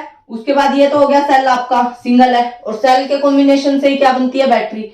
अब ये देखो 2 सेल की बैटरी है, एक सेल, ये दूसरा सेल। अगर आपको नहीं पता, अगर मैं बना रही हूँ ये इस तरीके से, आपको नहीं बनाना आ रहा कि कहाँ ये लाइन ज्वाइन होनी है कहाँ नहीं होनी, तो आप लोग क्या करो, पहले एक सेल लगा लो, ठीक है, फिर दूसरा सेल, बड़ा छोटा बड़ा छोटा, इस तरीके से। अगर पॉजिटिव है तो नेगेटिव पे एंड होगा, 2 4 6 इतने ही आपके ये टर्मिनल्स आएंगे इस तरीके से, ठीक है। 5 या 4, 3 नहीं लगा देना, फिर गड़बड़ हो जाएगी, ठीक है। बैटरी भी नहीं बनानी आ रही होगी कई बच्चों को अब तक, ठीक है। पेपर सर पे है। हाँ भाई, रेजिस्टेंस का सिंबल ये है, इस तरीके से रेजिस्टेंस बना के अगर मैं ऐसे कर दिया, मीन्स ये एरो लगा दी, तो रेजिस्टेंस क्या कर रहा है, वेरी कर रहा है। एमीटर लगाना होता है तो ऐसे सर्कल के अंदर ए लिख दो, पॉजिटिव और नेगेटिव, देख लेना किधर से पॉजिटिव टर्मिनल आ रहा है इसके पास, कहां से नेगेटिव आ रहा है।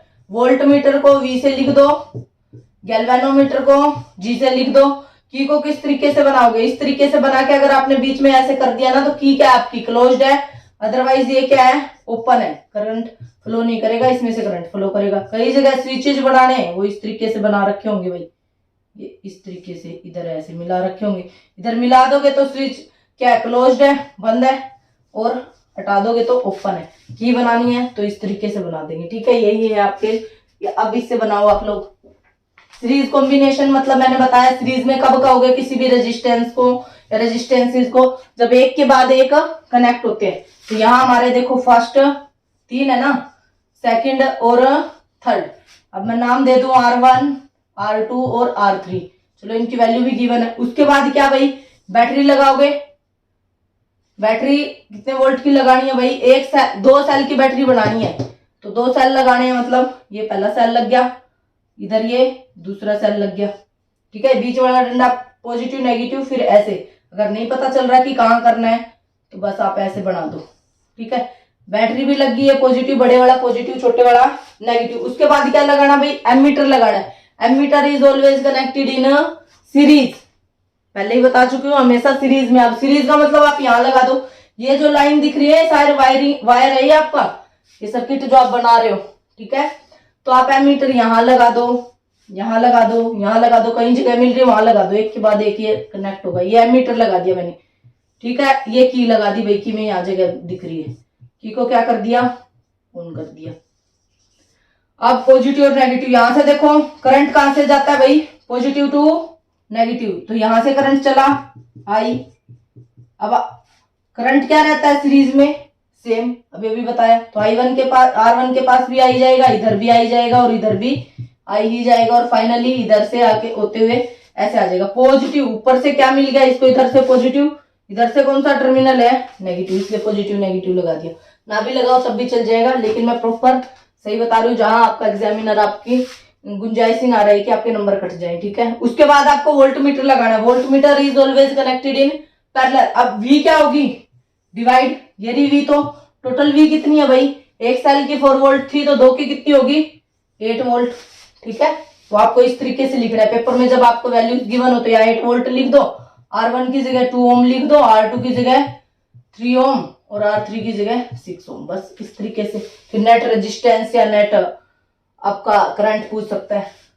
तो V डिवाइड हो रही है, V डिवाइड होगी क्योंकि R1 के साथ वोल्टेज कुछ और जाएगी, R2 के पास कुछ और रहेगी और R3 के पास कुछ और रहेगी। पेपर में यही तो पूछता है, find out we across R2 के अक्रॉस वोल्टेज बताओ, R3 के अक्रॉस वोल्टेज बताओ, R1 के अक्रॉस वोल्टेज बताओ। क्योंकि सीरीज में है तो करंट तो सबके साथ ही सेम है, लेकिन वो कंफ्यूज करने के लिए पूछेगा कि R2 के अक्रॉस करंट कितना होगा, करंट बताओ। तो जो टोटल करंट है, टोटल करंट कैसे निकालोगे, V is equals to I R, R is equals to V by I, voltage upon current. अब वोल्टेज तो आपको निकालनी है, V is equals to I R, V कितना है भाई 8 वोल्ट है, करंट निकालना ही रहा, I into R S, S क्यों लगाया है, टोटल करंट कितना है, sorry total resistance R1 R2 R3 series में है, क्या क्या होता है सीरीज में, R1 plus R2 plus R3 कहां से आया अभी ये भी बता दूंगी मैं, ठीक है। 2 3 और 6 कितना हो गया बेटा 11 ओम। तो रेजिस्टेंस कितना आ गया भाई, करंट कैलकुलेट करना है, रेजिस्टेंस 11 आ गया, V कितना 8, तो I कितना आ गया total, total voltage, total current और टोटल रेजिस्टेंस, जब सारी चीजें यूज कर रहे हो। I 8/11 एम्पियर, 8/11 एम्पियर आ गया इधर टोटल सर्किट का। अब R1 के पास भी वही जाएगा 8/11, I2 के पास भी पूछे, I3 के पास भी पूछे, क्यों भाई हमें लिखना है, पेपर में पूछे कि R3 के अक्रॉस करंट कितना होगा, R3 के अक्रॉस करंट, अच्छा ये तो सीरीज में है, सीरीज में तो ये मैम ने बता रखा है करंट क्या रहता है सीरीज में सेम, तो इसलिए बस इसके पास भी से आई, इसके पास भी आई, इसके पास भी आई, और आई की वैल्यू कितनी 8/11 8/11 और 8/11 है। टोटल करंट पूछ, वो भी क्या है आपका 8/11। अब वोल्टेज पूछेगा अलग अलग, वोल्टेज क्या हो रही है डिवाइड, और डिवाइड का मतलब टोटल वोल्टेज 8 है, अब इसके पास कितनी जाएगी, इसके पास कितनी, टोटल मिला के तो 8 ही रहनी है। अब मान लीजिए इसके पास 2 चली गई, इसके पास 4, तो तीसरी निकालने की जरूरत नहीं है, 2 4 6, इसके पास भी कितनी जाएगी 2, वो तो डिपेंड करेगा ना, जिसका रेजिस्टेंस ज्यादा, ये देख लो उसकी वोल्टेज भी ज्यादा, डायरेक्टली है ना रिलेशन, यहाँ से निकाल लेंगे वो तो। पैरेलल का मतलब क्या है, इनिशियल और फाइनल पॉइंट कॉमन, तो यहां मैंने V1 लिख दिया, यहां मैंने पैरेलल में जुड़ेगा ना वोल्ट मीटर, लिखवा रखा पहले ही, वोल्ट मीटर हमेशा पैरेलल में, ये V2 और ये इस थर्ड के पास कितनी जाएगी वोल्टेज हमें नहीं पता, V3 मान लिया। अब इधर से क्या है टर्मिनल पॉजिटिव और इधर से negative, positive negative positive negative, इस तरीके से आपने लिख दिया। अब टोटल करंट निकालना आ गया आपको। अब जो चीज डिवाइड होती है ना उसी की वैल्यू निकलती है। V देखो कितनी होगी total, V1 plus V2 plus V3, बोलो भाई है या नहीं। V is equals to I R S लिख दिया मैंने, एक फर्स्ट इक्वेशन तो ये होगी, आर एस क्या होगी बोलो, V बाई आई होगी या नहीं होगी, इक्वेशन फर्स्ट बोल दिया आपने। और एक टोटल V कितनी है, V is equals to I R S, ये पड़ी V is equals to I R S, ये इक्वेशन फर्स्ट होगी। और एक V क्या है जो तीनों में डिवाइड हो रही है अलग अलग, तो ये 8 वोल्ट 3 पार्ट में टूटेगी, अगर 4 होते तो 4 में टूट जाती, 5 होते तो 5 में। तो V1 की वैल्यू क्या होगी भाई, V टोटल, V क्या होगा बोलो, V is equals to I R, कहां गया ये रहा, तो V क्या होगा I into are.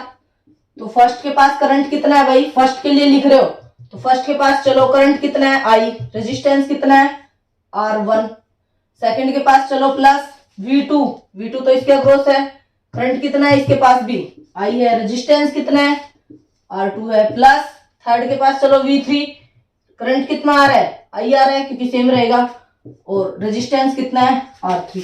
V is equals to I अगर मैं कॉमन ले लूं तीनों में से, R1 plus R2 plus R3, equation second.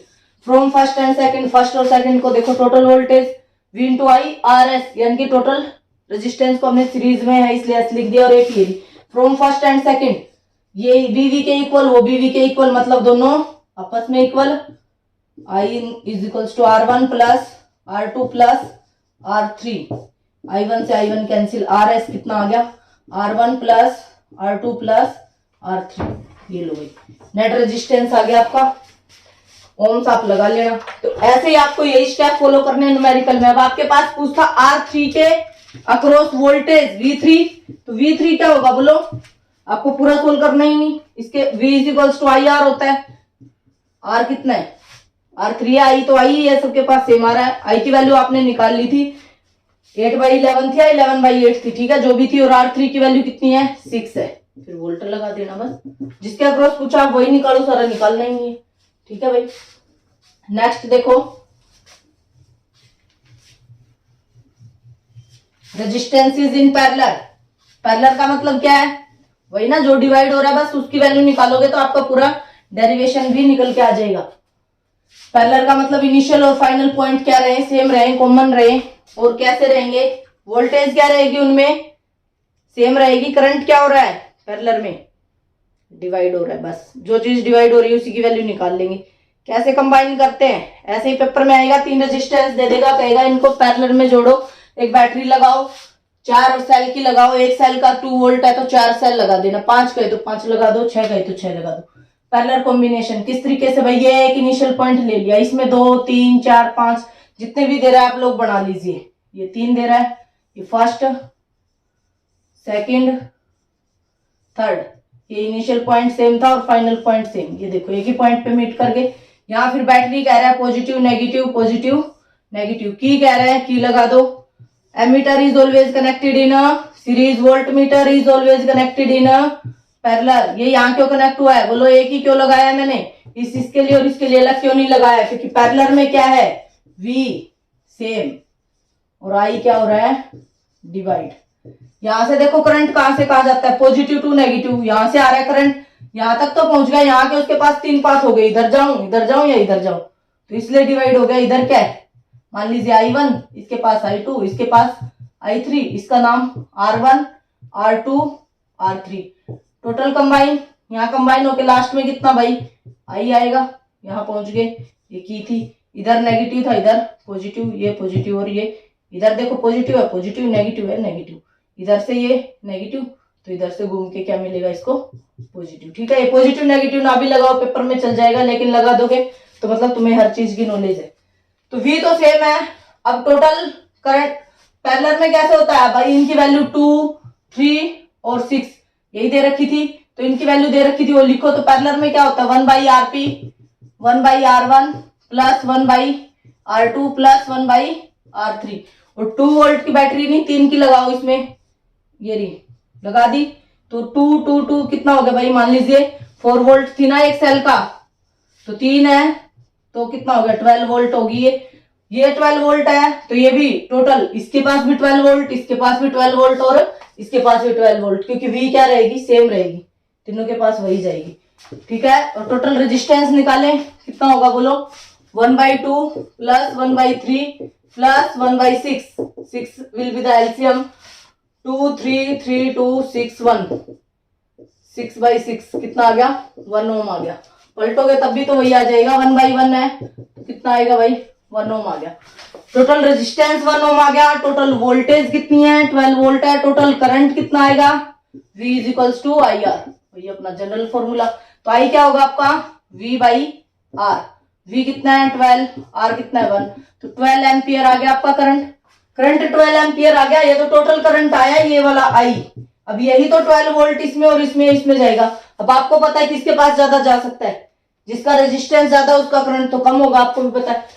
तो अब मान लीजिए आपको इसके अक्रॉस करंट निकालना है, R1 के अक्रॉस, तो V is equals to IR1, ऐसे लिखोगे या नहीं लिखोगे, क्योंकि I1 R1 लिखोगे, क्योंकि करंट I1 है, रेजिस्टेंस R1 है, V कितना है, तीनों के पास ही V है, तो यहां से I1 कितना आ गया, V/R1, I1 is equals to V की वैल्यू कितनी है, क्योंकि सेम है 12 वोल्ट, चेस के लिए देखो, चेस के लिए R1 की वैल्यू कितनी है 2, कितना आ गया भाई 6 एम्पियर आ गया। इसके पास R2 के अक्रॉस करंट निकालो, I2 की वैल्यू क्या होगी बोलो, V/R2, V कितना है 12, R2 कितना है 3, कितना आ गया 4 एम्पियर। I3 के अक्रॉस निकालो, V/R3, V कितना है 12, ये कितना है 6, कितना आ गया 2 एम्पियर। अब जोड़ो सबको, कितना हो गया, क्या 12 वोल्ट ही बन रहा है क्या, 6 4 और 2 10 और 2, देखो टोटल तो 12 वोल्ट था और ये 12 वोल्ट, इस तरीके से इनमें डिवाइड हो गया। ये आंसर को कैलकुलेट करने का मतलब आंसर आपका सही है या गलत है, आप उसकी जांच भी कर सकते हो। अगर आपका R1 R2 R3 कंबाइन करके टोटल के इक्वल आ रहा है, मतलब आपने कहीं गड़बड़ नहीं की कैलकुलेशन में, अदरवाइज आपकी गड़बड़ है। इस तरीके से होगा भाई ये, ठीक है। इस तरीके से न्यूमेरिकल भी पूछ सकता है, डायग्राम भी बनवा सकता है। वोल्टेज ये कहे वोल्टेज अक्रॉस R2 निकालो, वो कंफ्यूज करेगा। पैरेलल में वोल्टेज कंफ्यूज होना ही नहीं, जो बैटरी वाली वोल्टेज होगी वही सबकी होगी, क्योंकि वोल्टेज क्या रहेगी, सेम रहेगी। ये ठीक है, तो आपको कंफ्यूज नहीं होना एमसीक्यू में। नेक्स्ट है आपका टॉपिक है Joule's law of heating effect.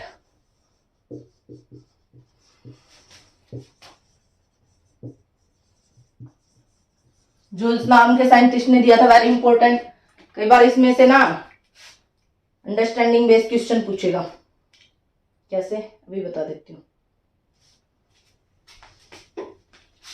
कुछ नहीं कह रहा भाई, when some current is given to the conductor, किसी सर्किट में अगर आप करंट दे रहे हो तो हीट क्या हो जाएगी आपकी प्रोड्यूस, वो किसके इक्वल होगी, आई स्क्वायर आर और टी टाइम के साथ।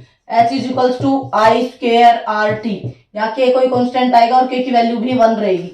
ये हीट की यूनिट क्या होती है, जूल, करंट की एम्पियर, रेजिस्टेंस की ओम, टाइम की सेकंड, ये सब कोई पता है, ठीक है, यूनिट से पहचान कर लो।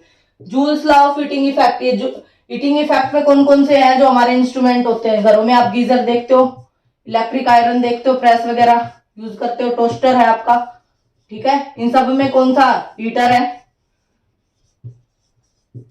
हीट, यानी कि करंट देने से आपको क्या मिल रही है, उधर आप उनमें करंट देते हो तो आपको क्या मिलती है, हीट, हीटिंग इफेक्ट है। आजकल फर्नेस, इंडक्शन चूल्हा भी चल गया, उसमें भी क्या आप करंट से उसे ज्वाइन करते हो तो आपको वहां उस पर रोटियां बनाते हो, हीट का काम ले रहे हो ना, तो वो सारी क्या है, हीटिंग इफेक्ट या हीटिंग डिवाइसेस है। कई बार ये बोला जाता है कि हीटर का जो फिलामेंट है वो आपका रेड हो जाता है ना, जैसे जितना टाइम आपको पता है, जितने ज्यादा टाइम ये चीजें चलेंगी उतनी ही हीट ज्यादा प्रोड्यूस करेगी। अब हीटर को ही ले लो, एक तो आप 1 घंटा चला रहे हो, 1 2 घंटा चला रहे हो, तो कब हीट ज्यादा होगी, जब आप 2 घंटे चलाओगे। और क्यों होगी, ये देखो टाइम के डायरेक्टली प्रोपोर्शनल है, जैसे जैसे टाइम बढ़ेगा वैसे वैसे ही हीट बढ़ेगी, और जैसे जैसे रेजिस्टेंस बढ़ेगा, रेजिस्टेंस तो टेम्परेचर के डायरेक्टली है, हीट बढ़ रही है मतलब टेम्परेचर बढ़ रहा है, टेम्परेचर बढ़ रहा है मतलब आपका क्या हो रहा है, रेजिस्टेंस बढ़ रहा है, रेजिस्टेंस बढ़ रहा है मतलब हीट बढ़ रहा है। और करंट, जितनी देर तक आप उसको ऑन करके रखोगे स्विच को, उतना ज्यादा करंट ज्यादा तो आपकी हीट भी ज्यादा। तो ये हीटिंग इफेक्ट के ऊपर बेस्ड होते हैं। कई बार क्वेश्चन पूछता है toaster is based upon joules law of heating effect, या खाली आपका हीटिंग इफेक्ट। अब हीट कहो या ये एनर्जी कहो या वर्क डन कहो, एक ही बात है। यहीं से आपके 2-3 फॉर्मूले बनेंगे, वही जहां से क्वेश्चन बनेगा। H is equals to I square R T, numerical में वो हीट ना कह के एनर्जी भी कह सकता है, एनर्जी ना कह के वर्क डन भी कह सकता है, कंफ्यूज नहीं होना है, तीनों ही मतलब एक ही है, क्योंकि इनकी यूनिट क्या आपकी जूल है, ऐसा ही यूनिट, इसलिए joules law of heating effect है। उसके बाद आपकी आती है पावर। पावर क्या होता है, रेट ऑफ डूइंग वर्क। अब पावर का नाम तो सबको ही पता है, पावर मतलब क्या होती है, किसमें ज्यादा पावर होती है, जो काम को जल्दी जल्दी करता है। एक 2 बच्चों को काम दे दिया भाई, एक तो उस काम को 10 घंटे में कर रहा है और एक 10 मिनट में कर रहा है, बताओ किसमें ताकत ज्यादा है, पावर ज्यादा है, बोलो। जो जल्दी करेगा 10 मिनट मतलब उसने फास्टली काम किया, यानी कि रेट मतलब divide by time, power rate of doing work. आप किसी काम को किस तरीके से कर रहे हो, स्लो कर रहे हो या फास्ट कर रहे हो, rate of doing work in an electrical circuit, वो तो लिखना ही पड़ेगा क्योंकि इलेक्ट्रिकल पावर है, मैकेनिकल पावर तो आपने 9th में पढ़ ली थी।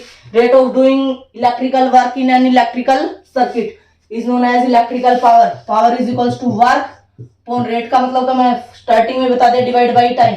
ये ध्यान रखना है, अब ये आया था W/Q था, वो रेट ऑफ डूइंग पर चार्ज, ये चार्ज था, work done per unit charge, ये क्या work done per unit time. Time के साथ अगर आप वर्क कर रहे हो वो पावर है, और चार्ज जो वर्क कर रहा है वो क्या है आपका इलेक्ट्रिकल पोटेंशियल।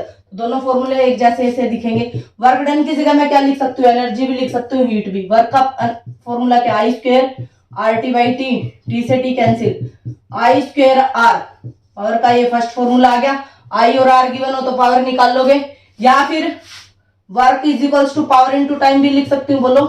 वर्क ये रहा, इसको इधर ले जाओ, वर्क को ही क्या बोलते हैं, एनर्जी, तो एनर्जी पावर इनटू टाइम, ये वाला फॉर्मूला भी बहुत बार यूज होता है। पावर की यूनिट क्या है भाई, वाट, लगा देते हो किसी की भी वाट है, हाँ ये वही है, जनरली लिखा नहीं होता 220 वाट की है ये चीज, हॉर्स पावर।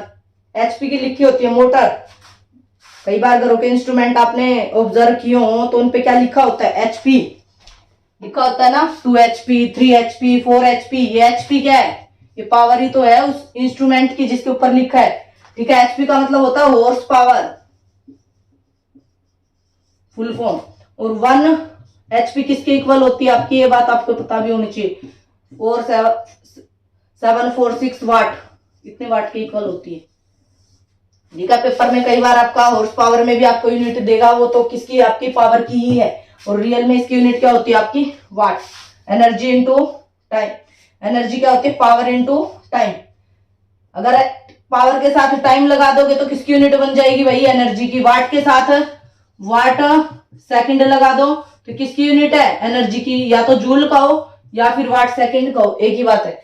अब मैं कह रही हूं किलोवाट, बिगर यूनिट होगी, किलो का मतलब 1000 वाट, इतने की बात चल रही है। अब मैं कहूं मेगावाट, मेगा का मतलब 10 की पावर 6 वाट, इस तरीके से। किलो कई बार वर्ड यूज होगा, किलो तो हर जगह यूज होगा, किलो का मतलब 1000 ही होता है, ठीक है। ये बात आपको ध्यान रखना है। ये तो एक फॉर्मूला था आपका पावर का। अब आपको सिर्फ तो यही फॉर्मूला आ रहा है भाई, आपके पास वर्क की यूनिट आपको ये पता थी, टाइम से टाइम कैंसिल हो गया, आई स्क्वेयर आर। पेपर में ना तो आई एक given, R given, I given ही नहीं है, फिर कैसे वी गिवन है, कैसे निकालोगे। तो बस अपना बेसिक फॉर्मूला वीर वाला, V is equals to I R. यहां से अगर आप आई की वैल्यू पुट कर दो तो आपका रिलेशन वी और आर में आ जाएगा, आर की वैल्यू पुट कर दो वी और आई में आ जाएगा। तो यहां से अगर मैं आई की वैल्यू पुट करूं, क्या पुट करूंगी भाई, put I equal to V by R. I की जगह वी बाई आर पुट करो, आई स्क्वेयर है तो V square by R square into R, एक आर से R cancel, V square by R, V और आर में आ गया पावर का फॉर्मूला। आई की वैल्यू पुट की, अब की बार आर की वैल्यू पुट करो, आर क्या होता है आपका वी बाई आई, यहां पुट करो वापिस, P इज इक्वल्स टू कितना हो जाएगा बोलो, आई स्क्वेयर, आर की value V by I, I से I cancel, V I. V I given हो तो ये फॉर्मूला लगाओ, वी आर गिवन हो तो ये वाला फॉर्मूला लगाओ, आई आर गिवन हो तो ये। जस्ट या तो आप वहां अपना चेंज कर लेना ओम्स लॉ से, या फिर आपको तीनों याद है तो ठीक है। और इसके साथ टाइम और लगा दोगे, सबके साथ अगर मैं टाइम और लगा दूं तो किसका फॉर्मूला हो गया ये, एनर्जी का, ठीक है भाई। अब कई बार क्वेश्चन कैसे बनता है, एक क्वेश्चन 3 नंबर का आपका यहां से बनेगा ही बनेगा, वो देख लो आपका। फिर 5-7 कंसेप्चुअल क्वेश्चन बताती हूँ, फिर इसको एंड करते हैं, ज्यादा लंबा सेशन नहीं करते। एक होता है आपका किलोवाट, एक किलोवाट आवर, कॉमर्शियल यूनिट जो है एनर्जी की वो आपकी किलोवाट आवर है। ये देखो पावर, वाट का मतलब तो पावर, किलो तो ये इसका वैल्यू बढ़ाने के लिए है, और आवर मतलब टाइम, टाइम की यूनिट है ना आवर तो घंटे, ठीक है। तो ये एनर्जी की यूनिट है, और किलोवाट किसकी यूनिट है, पावर की। 1 किलोवाट इज इक्वल्स टू 10 की पावर 3 और 1000 वाट। और किलोवाट आवर का मतलब कितनी एनर्जी है, किलो का मतलब 1000, और आवर की सेकंड बढ़ाओ, 1 घंटे में कितने मिनट, 60 मिनट, और 60 मिनट में कितने सेकंड, 1 मिनट में 60, तो 60 मिनट में कितने भाई, 3600 सेकंड। ये बन गया आपके, तो कितनी आ गई, 36 गुणा 3 और 2 5, 10 की पावर 5 क्या आ गया ये, वाट सेकंड बन गई है यूनिट, या फिर आप जूल भी बोल सकते हो, एक ही बात है, एनर्जी की यूनिट जूल होती है। या फिर 3.6, इस एक पॉइंट यहां लगा दिया तो एक पावर वहां बढ़ा दो, ये कई बार पूछा गया है। ये कमर्शियल यूनिट, 1 यूनिट जो होती है ना 1 किलोवाट आवर के इक्वल होती है। कमर्शियल यूनिट जो घरों में आपका बिजली का बिल आता है ना, 2 यूनिट आई है, 10 यूनिट आई है, 5, 15, 20, 200, 300, वो ये वाली यूनिट होती है। वो 1 यूनिट किसके इक्वल होती है, 1 किलोवाट आवर, और जूल में किसके इक्वल है ये, 3 × 6 10⁻⁶ जूल। तो ये वाली बात याद रखना, डायरेक्ट एमसीक्यू में पूछी गई है। अब 1 यूनिट किलोवाट, जब भी आप न्यूमेरिकल में मान लीजिए वो 1 यूनिट का खर्चा देगा। अब आपको भी पता है 1 यूनिट का आपके 4 रुपए पर यूनिट के हिसाब से 100 तक या 200 तक रहती है, उसके बाद 200 से ज्यादा बढ़ती है तो आपका 5 रुपए पर यूनिट हो जाता है। बड़े शहरों में ये यूनिट की वैल्यू ज्यादा रहती है, 1 यूनिट का खर्चा 5 रुपए। अब क्वेश्चन कैसे बनेगा इसमें देखो, very very very important question. अब कहेगा कि भाई अब एनर्जी क्या थी हमारी, पावर इंटू टाइम से ही निकालेंगे, ठीक है। अब ये घर में एक हीटर चल रहा है जिसके ऊपर लिखा है भाई 1500 वाट, हीटर के ऊपर लिखा होता है उसकी पावर कितनी है 1500 वाट, या तो एचपी में लिखा होगा या वाट में लिखा होगा, ठीक है। यही 2 यूनिट है, एचपी का मतलब आपको पता ही है, उसको वाट में बनाना है तो इससे गुणा कर देना, ठीक है। 1500 वाट है, और वो पर डे, एक दिन में कितना चल रहा है भाई, मान लीजिए ये 4 आवर चल रहा है, एक दिन में आपका हीटर घर में 4 घंटे चल रहा है भाई। कूलर भी है, ठीक है, और उस पे लिखा हुआ है 500 वाट, रीडिंग लिखी है उस पे, ठीक है। 500 वाट का कूलर है, और वो पर डे एक दिन में वो चल रहा है, मैं सबसे लेंथी ही क्वेश्चन बता दूंगी, इसके अलावा इससे बड़ा बनेगा नहीं, उससे छोटा ही बनेगा कुछ ना कुछ, या तो वो एक ही यूनिट देगा या दो देगा, मैं 3 या 4 से सारा इकट्ठा करके बता रही हूँ। पर डे वो चल रहा है 3 घंटे, 3 घंटे चल रहा है भाई ये वाला, ठीक है। उसके बाद फ्रिज है, फ्रिज को रेफ्रिजरेटर, रेफ्रिजरेटर है घर में, वो तो 24 घंटे ही चलता है, उस पर लिखा हुआ है 2000 वाट, ठीक है। और पर डे एक दिन में कितने घंटे चला रहे हो आप, मान लीजिए 10 आवर चला रहे हो, ठीक है। और एक यूनिट का बिल कितना है आपका, 5 रुपीज पर यूनिट, यूनिट का मतलब किलोवाट आवर, यानी कि तो वाट है, किलोवाट में बनाने पड़ेंगे सारे। एक यूनिट का खर्चा 5 रुपए है, तो बताओ भाई अप्रैल मंथ, कौन सा मंथ चल रहा है, फेब, फेब चलेगा ना, तो उसको लिखना पड़ेगा फरवरी 2020, फरवरी का नहीं पूछता वो, फरवरी में तो 28 दिन भी है, 29 दिन भी है, कंफ्यूजन, लीप ईयर है तो 29 अदरवाइज 28।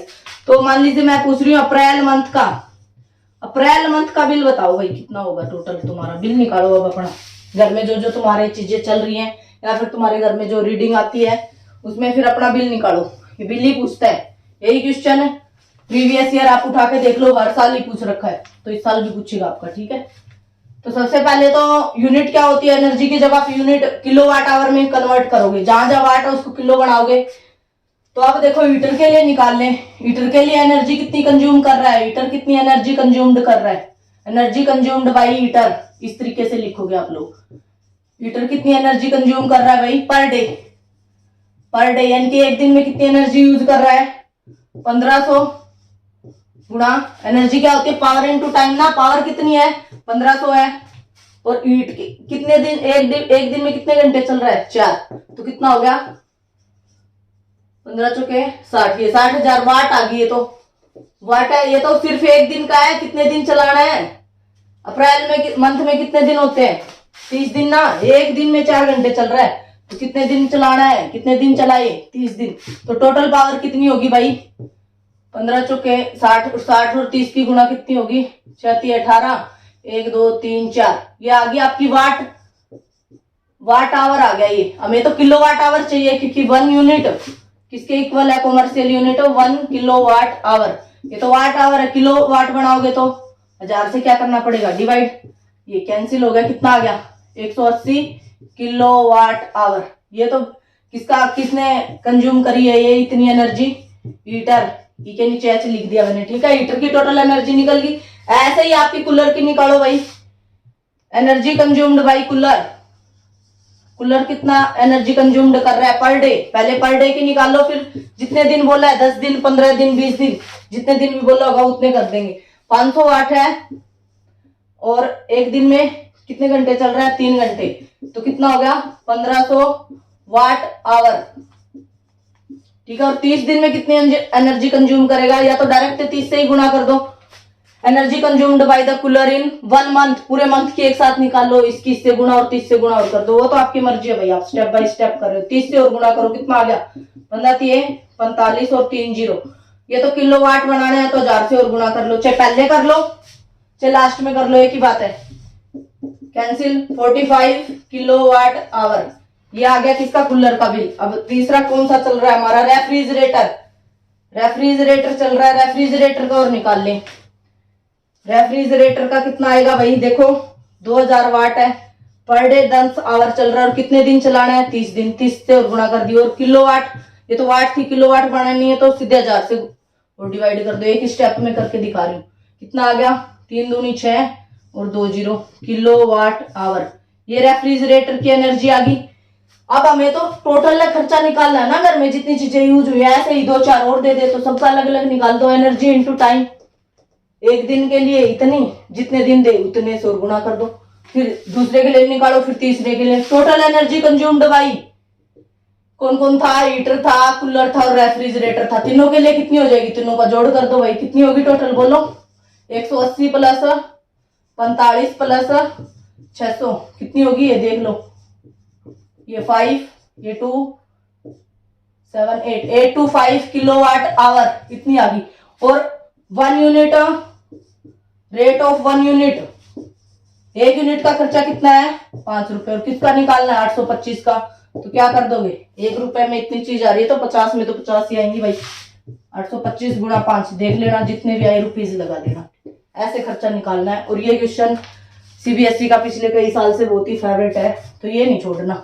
और इसमें से क्या क्या क्वेश्चन बनते हैं कंसेप्चुअल वो बता देती हूँ लास्ट में, ठीक है। जो 2 नंबर में आपको बीच में पार्ट में दिखेंगे, लेकिन आप उनका आंसर एक ही लाइन में आंसर करना है। वैल्यू बेस्ड में पूछ सकता है, बीच में 1 नंबर में पूछेगा, जो आपसे फिर होंगे नहीं। जो आपका बल्ब का फिलामेंट है वो किसका बना होता है? सबसे पहले तो टंगस्टन का बना होता है। क्यों बना होता है?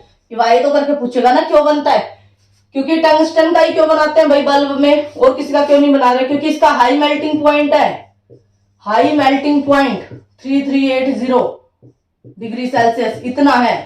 कितनी देर ही बल्ब 2 घंटे 3 घंटे 10 दिन 20 दिन 30 दिन लगातार चलता रहे तब भी वो पिघलेगा नहीं, वो जो एक फिलामेंट होता है, ठीक है।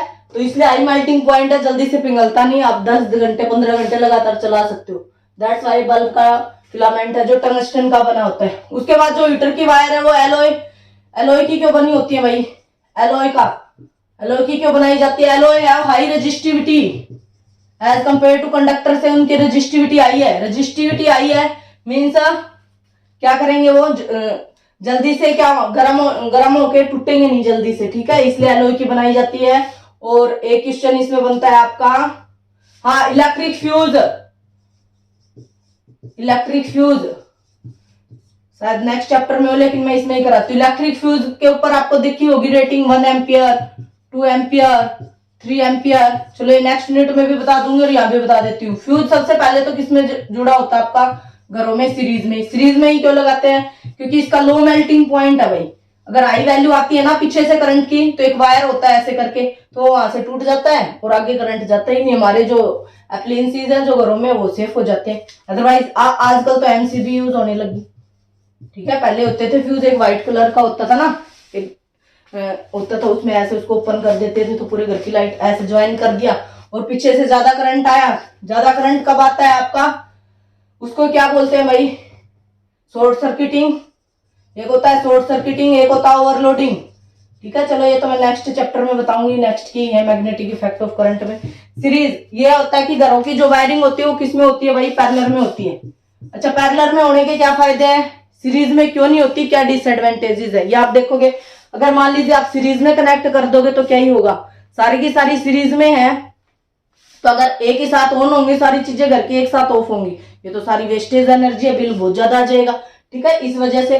और दूसरा, सीरीज में अगर एक सर्किट ने काम करना बंद कर दिया, क्योंकि एक के बाद एक करंट सेम जाएगा, ठीक है, एक खराब हो गया तो आगे वाली काम ही नहीं करेंगे। और तीसरा, क्या हर एक इंस्ट्रूमेंट को जो घरों में है क्या सबको एक जैसा करंट चाहिए? नहीं भाई, फ्रिज के लिए ज्यादा चाहिए और कूलर के लिए फिर उससे थोड़ा कम चाहिए, और बल्ब है या सीएफएल उसके लिए कम चाहिए। बट सीरीज में तो करंट सेम रहता है। हमने अभी पढ़ा है SI, भूल गया SI वर्ड?